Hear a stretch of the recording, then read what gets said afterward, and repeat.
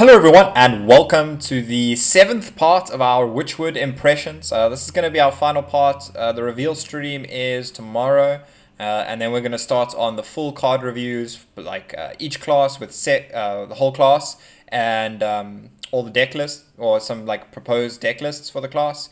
We'll also do a full review of the neutrals, so check those out.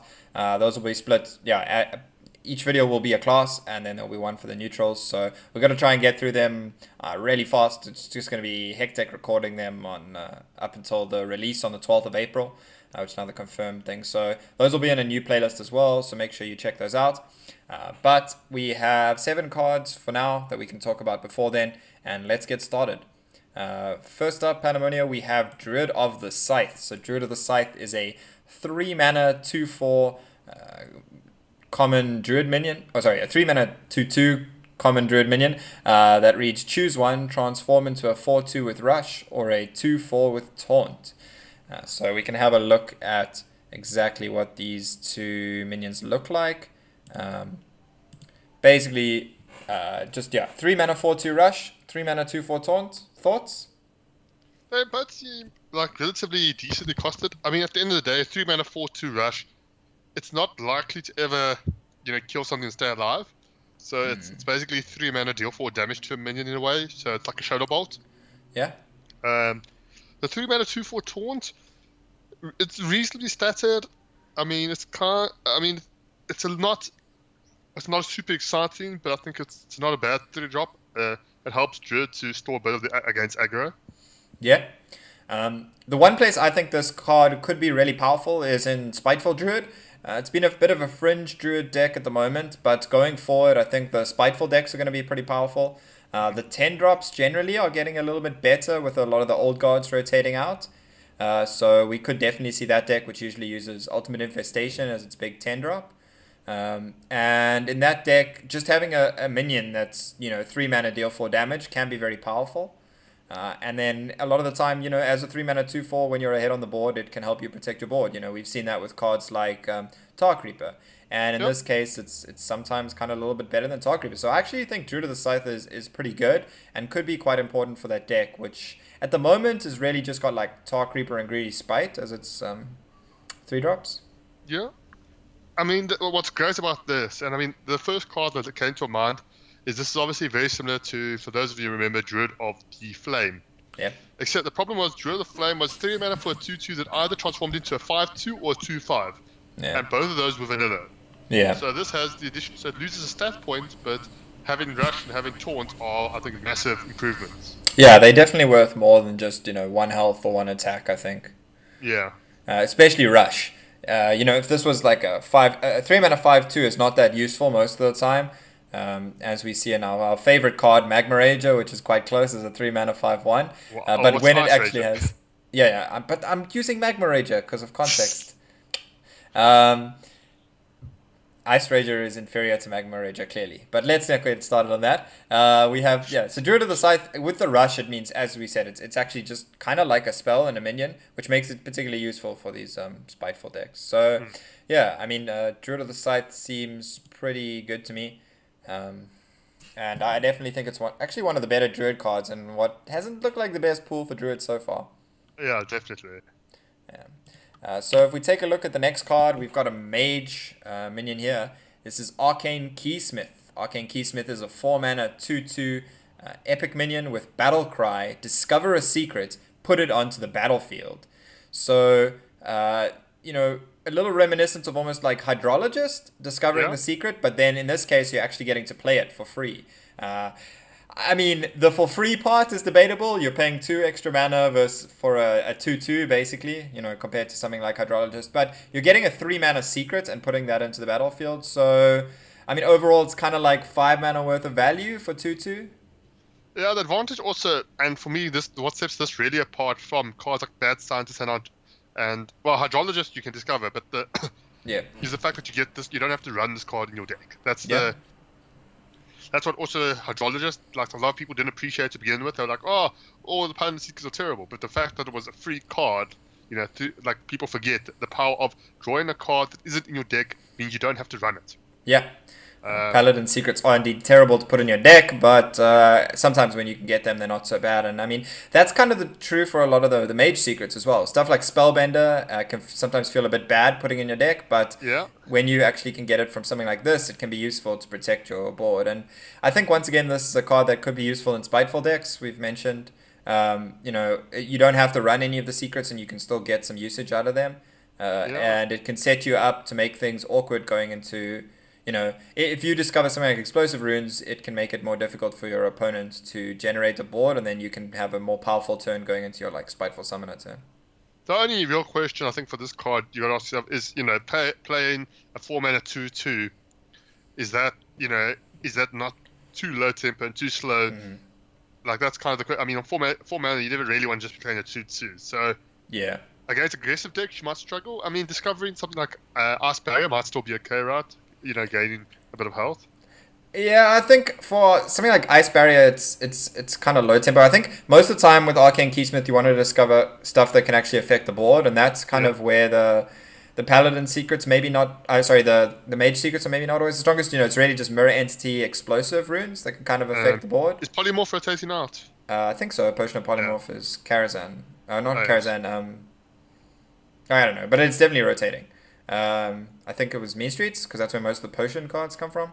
Oh yeah, of course. I think it's Mean Streets of Gadgets, and so it is rotating. We haven't seen any new secrets for Mage. I think they still have some Mage cards to be revealed, so possibly still as secrets. Otherwise, though, I think Arcane Key Smith could be pretty useful at some point in these mage decks, maybe in the control decks as well, to discover stuff like Ice Barrier. If you're playing like a big spell control mage, you don't want to run the secrets, and with Ice Block rotating out, there's no Arcane Keysmith into Ice Block, which would have been one of the most frustrating things, I imagine. Yeah, I mean, not to mention with Primordial Glyph, right? That means potentially you'd have to go to 6 Ice Blocks. Yeah. So you can kind of see why they didn't want to print this before Ice Block rotated out, at least. Yeah. I think, that's definitely a concern they had with this card. I think this in Wild, though. I'm curious if this plus Ice Block in Wild will be a thing, right? I mean, to be fair, there's lower chance of discovering Ice Block in Wild because there's more secrets, but yeah. Arcane Keysmith could definitely be useful for control decks as well, not just these kind of mid-range decks, which I think it could be just generally quite a useful card for Mage. Yeah. Next we have Bonfire Elemental. Bonfire Elemental is a 5-mana 5/5 elemental. It's a rare and it has Battle Cry. If you played an elemental last turn, draw a card. So the usual kind of conditional elemental Battle Cry, and in this case it basically just draws you a card. So 5-mana 5/5, draw a card. Seems pretty insane. It's basically similar to as a joke in a way. Obviously, you don't get the spell power. I mean, most cards that replace themselves and aren't too badly statted are generally very powerful. Yeah. I mean, the fact that we spoke a Magma Rages about card advantage and value, and the fact that this replaces itself means the chances are your opponent has to spend at least one card to deal with it, which means you're generally gaining a one card advantage as a result. Yeah, and unlike most cards that draw you a card, it isn't understated for its cost, right? It's not severely understated. I mean, 5-mana 5/5 still not fantastic, but it's not Amish Inventor. There's not really much that's a 5-mana 5/6 anymore. I mean, Draconic Operative was pretty much the one big culprit, and that's rotating out. So 5-mana 5/5 is pretty much on target for what they kind of stat at for 5-mana these days. So it's pretty much on stats, and it keeps your elemental chain going. Which can matter. I think this could also be useful in something like Odd Mage, because it is an odd card, obviously. If you can fit in, something like a Firefly or the Flame Elemental that comes from the Firefly before this on turn 4, maybe even you just play Tar Creeper instead on turn 4, you can fit in the Bonfire Elemental and you get the card draw. Or you could fit in something like the Black Cat, which also draws you a card and has the spell damage. So Value Mage is what you're telling me. yeah, Odd Mage. so Odd Mage, it's going to be able to draw lots of cards to get towards that like Jaina that you want, really. Like that's the big card you want in that kind of Odd Mage. So I think it could work quite well there. And I think it also just works pretty well in a general Elemental Mage deck. I mean, the big question is, do you want this or Servant of Kalimos on turn 5? Or maybe you want both, even. Servant of Kalimos, it isn't that amazing in Mage because it doesn't have that many good elementals, until now at least, to pull. But we have Bonfire Elemental now. We have Leyline Manipulator as well, which if you're playing a general elemental deck can kind of help you curve there.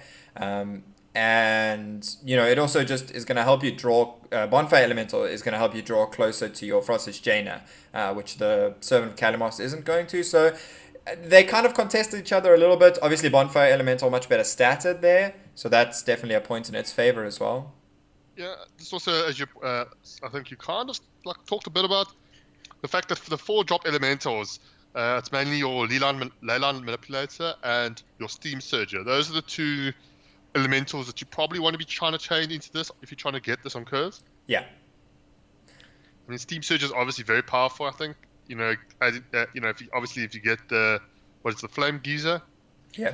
Whereas Leyline Manipulator, I mean, you don't have that much synergy with it in the deck. It will most of the time just be an Elemental Yeti. Yeah. So I'm not sure if you really want to run it or not. I mean, it can reduce your Fireflies and things.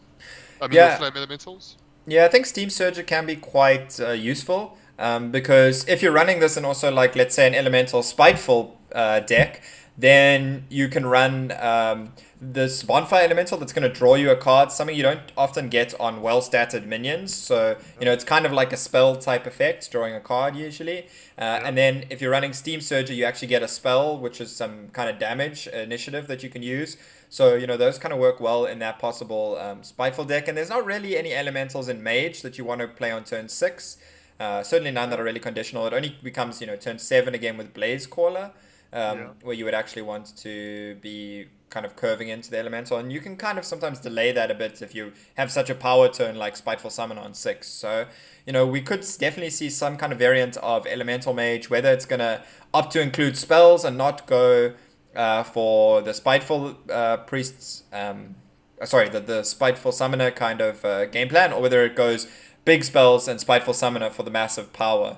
We'll have to see. I mean, you've got Pyroblast as your good 10-cost spell for that deck. So, yeah, I mean, Bonfire Elemental seems pretty good. And they're definitely trying to make Elemental Mage a thing. Yeah, definitely. Next up, we have a card that, in a weird way, kind of works in Elemental Mage. This is Archmage Arugula. So Archmage Arugula is a 2-mana 2/2 legendary minion. Whenever you draw a minion, add a copy of it to your hand.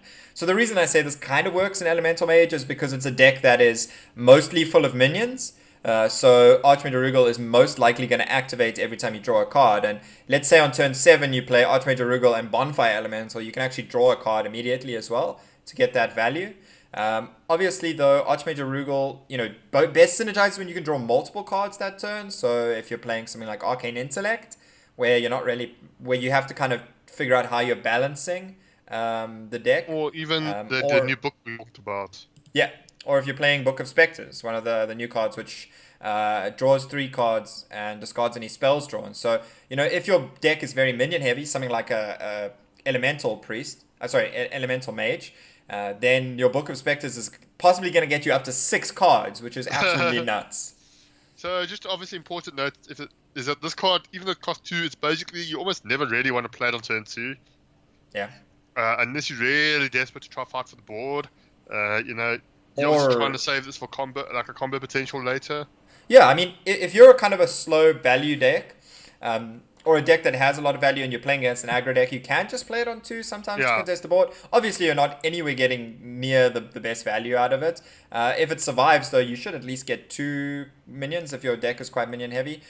Or if you're in a matchup with this kind of deck where you're up against a control deck and you need to get as much value as possible, then you can save it to combine with cards like Book of Specters and Bonfire Elemental to get extra synergy.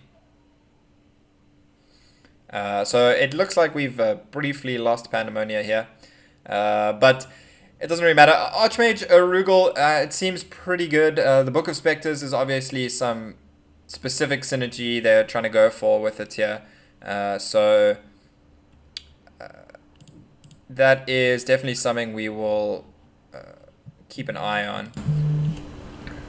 Okay, it looks like we have Pandemonia back here. So I just dropped for a moment. Yeah, no worries. Any last thoughts on Archmage Arugula? In slow value-based decks, I just definitely think this could be the engine that it needs. With I think Wireless Tomb is rotating out, isn't it? Or yeah. This is potentially the kind of refill that Mage might want. Yeah, definitely. And getting 2 mana, even if it's draw 4 minions, is pretty insane. Like, even if you hit one spell somewhere in there. So it's definitely going to be a balancing act with how you use Book of Specters and Archmage Arugula in particular. There could even be some kind of combo decks in the scenario where you draw Sorcerer's Apprentices, right? You can... Yeah, but that's Happy Fate. That's the fact you can't stack your deck in Hearthstone. So. Yeah, it is definitely a Happy Fairyland, as you put it. So it's probably not the most... reliable kind of combo to go for. Next up, we have Blink Fox. Blink Fox is a 3 mana 3/3 rogue beast. It's a common and it has a battle cry. Add a random card to your hand from your opponent's class. So this kind of this kind of goes with that thief rogue kind of theme, which seems a bit weird on a minion like Blink Fox. I don't quite get how this is stealing cards, but let's Swashbuckler, that made sense. Burglar. But I'm not thematically this is a fail for me. But 3 mana 3/3 is not too bad. Rogue kind of doesn't really often have very good things to do in the 3-drop.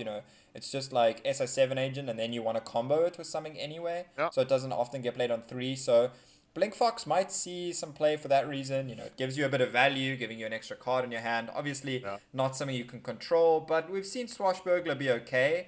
Although the big thing Swashbuckler had going for it was that it brought out patches. That was the main reason it got played in decks like Miracle Rogue and even Temper Rogue. So, Blink Fox, that's just a 3/3. That's not bringing out any patches. So it might not quite have the same impact as something like Swashbuckler. But it could definitely see play just as a tempo option for rogues. Yeah, like we said, 3/3 get a free card. Obviously there's going to be the ridiculous videos where the person you steal a Death Knight, or you steal a win condition, or you steal something, right? Yeah, I find it most comparable to something like Shaku. Shaku was obviously a 3-drop as well, 2/3 that kind of gave you the card when it attacked. The big difference with Shaku is you may not always get the card if it gets cleared on board, or you may get multiple cards. With Blink Fox, you're getting one card specifically, but the Blink Fox also has that extra attack point. It loses stealth, which is also useful to kind of dictate the trades yourself. But so I think maybe not quite as good as Shaku, but for like just a rogue deck that's trying to curve out, it's a little bit better.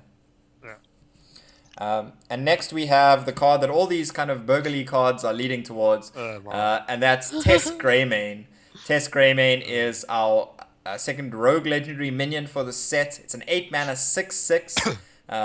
It has she has battle cry. Replay every card from another class you've played this game. Targets chosen randomly. Okay, so my first reaction to this was to be very triggered by the fact that they made another Steely Rogue Matters kind of card. We've seen a lot of these cards be really bad, like the Spectral Cutlass, I think it is. And even the Obsidian Shard, not necessarily that good. There's a lot of the synergy rotating out. The Burgle, the Ethereal Peddler, I think. Yeah, Ethereal Peddler, Swashbuckler. So we've got kind of Blink Fox and Pickpocket to replace those kind of cards. There's Lillian Voss as well, which is kind of one way to do it sometimes, or to refresh the cards if you don't like the ones you got. So obviously the Tess has been somewhat compared to Yogg. I'm not sure I really like that comparison as much. The effect is a much narrower because you control every effect that happens. And the important thing is that Tess is also every card. So Tess will play minions that you've played before. So Tess can be a good way to refill your board if, let's say, I think one of the best cards that really synergizes with Tess and is still around at the moment is Hallucination. Because Hallucination allows you to actually pick the card, so you can pick something, even if it's just a kind of vanilla minion for your deck. It means that when you play Tess, you're going to be getting a lot more stats for your value, for your 8 mana. Traditionally, though, when we see Rogue, we don't really want to just be playing stats for 8 mana, so I don't think even if Tess is filling your board with like mediocre minions, that's going to be particularly great for Rogues. Yeah, you might just be dead. Right? Yeah, you really want it to be able to kind of get some of the board clear or something, and that's also where, like, if Hallucination into like a Flame Strike and you play Flame Strike the turn before you play Tess, that's pretty insane, assuming they still have any kind of board left. Or if you can get any of those kind of board clear effects, it can be very powerful. And you once again, the big thing with Tess is you can control it, but not very much. Though. I mean, you can only control it in terms of how much you can discover. You still can't 100% control what you're playing and like exactly what minions or spells you're playing. Yeah, well, I mean, you can choose not to play them, right? So let's say you get a Fireball from Blink Fox. Whether you play that Fireball or wait until after you've played Tess to play the Fireball could matter, because Tess could Fireball yourself, it could Fireball herself, and I mean that's kind of the problem here. There's not a lot of non-symmetrical kind of targeting effects that only target enemies at the moment. And most of those are just bad. Yeah, or they're like AoE and stuff, and I imagine like if you get something like Lightning Storm, Tess Greymane will still overload you. I imagine after we saw that change to Yogg, I imagine Tess works similarly. The big question here is how is Tess going to work with like minions that are replays, and can you get really good ones? Can you get your Tyrians and those kind of insane things to work with Tess? And overall, I'm not really seeing a good space for Tess and Rogue myself. I think it might be partly just because I really don't like the card that I'm... it's a little bit like Yogg blindness. I mean, most people doing the reviews didn't really like Yogg, and it's very difficult to analyze as well because of the ridiculous amount of random factors that go into it. So I mean, this could be good because of the randomness. But, I mean, it's a very difficult card to say this is a tier 1 staple or not. Yeah. But at least we won't be seeing it in all classes. Only Rogue gets shafted with what is either a really good card that gets nerfed or a really bad card. That's kind of the only place I see Tess, right? It's either too good and it gets nerfed, or it's too bad and it never sees play. Yep. And that like, okay, you just removed a Rogue card from the set. That just annoys me. So, let's move on. Next we have our final card actually for this impressions. It's a neutral minion, Witchwood Piper. Witchwood Piper is a 4-mana 3/3 rare with Battle Cry. Draw a minion from your deck with the lowest mana cost. So what are the kind of synergies that we could expect for something like Witchwood Piper? I was trying to think because... I mean, Radiant Elemental, Sorcerer's Apprentice, yeah, Northshire Cleric. These are some of the best low-cost minions I can think of. But the problem is also a case of you still... I mean, the fact that it's a 4-drop, you got to ask yourself, do you want to not run any other besides the ones you want? Yeah. Or do you still want to run enough 1, 2, and 3 drops still to hit your curve, and then you obviously risk drawing the one you don't really want. So... yeah. I mean, it's like similar with the Recruit, like a card like Oaken Summons. Yes. Druid found that, okay, they can get away with not running any other cheap minions. Yeah. But I'm not sure. I mean, this might find a place because it's a neutral card, so obviously any class can play it. So there might be some crazy synergies, as a tutor. Yeah, maybe. I mean, if we look at like... The big thing is it pretty much has to be 3 or less, right? Otherwise, if you're running 2 Witchwood Pipers, your Witchwood Piper can just draw another Witchwood Piper. Which is infinite value. Well, it's not infinite. I mean, that's finite. Yeah. Very finite. But the point is, like, that's not really what you want to do. You don't want a 4-mana 3/3 that draws you a 4-mana 3/3. Yeah. Even if that 4-mana 3/3 then draws you the card you want. You want it to be a little bit more direct. So ideally, it needs to be combos with cards that are 3 or less. I think... this can't like draw you things like Dustbreaker, which could otherwise work well, or like Felderai Strider and Rogue. That would be pretty good. Rogue can kind of get away with not playing anything up until turn 4 almost. I mean, in Rogue, you could draw stuff like SI7 Agent. That's pretty good. Rogue gets away pretty well with not having 2 drops, and can also get away with not having 1 drops. So yeah, Yeah, there's a few kind of rogue options there as well.